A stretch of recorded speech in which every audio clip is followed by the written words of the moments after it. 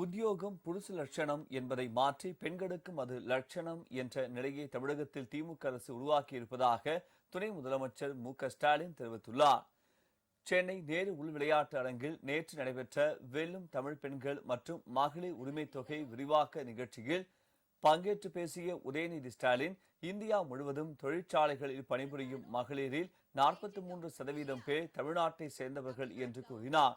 குடும்ப தலைவிகளின் வரலாற்றை முதலில் அங்கீகரித்தது திமுக அரசுதான் என்றும் உதயநிதி தெரிவித்தார். பெண்களுக்கு வீட்டு வேலை செய்யறதுதான் மிக முக்கியமான ஒரு வேலையா இருக்கும், மிக முக்கியமான ஒரு பொறுப்பா இருக்கும். இதுக்கு ஒரு பழமொழியும் உண்டு, ஒரு பழமையான மொழியும் உண்டு. அதுதான் உத்தியோகம் புருஷ லட்சணம்னு சொல்லுவாங்க. உத்தியோகம் புருஷனுக்கு மட்டும் லட்சணம் கிடையாது. இன்னைக்கு உத்தியோகம் பெண்களுக்கும் லட்சணம் அப்படிங்கறத மாற்றி காட்டிய அரசு நம்முடைய திராவிட மாடல் அரசு. அதனாலதான் இன்னைக்கு இந்தியா முழுவதும் ஃபேக்டரிஸ்ல வேலை பார்க்கிற பெண்கள்ல 43% பேர் தமிழ்நாட்டை சேர்ந்த பெண்கள் அப்படிங்கிற பெருமையோடு இன்னைக்கு நம்முடைய மாநிலம் செயல்பட்டு கொண்டிருக்கிறது.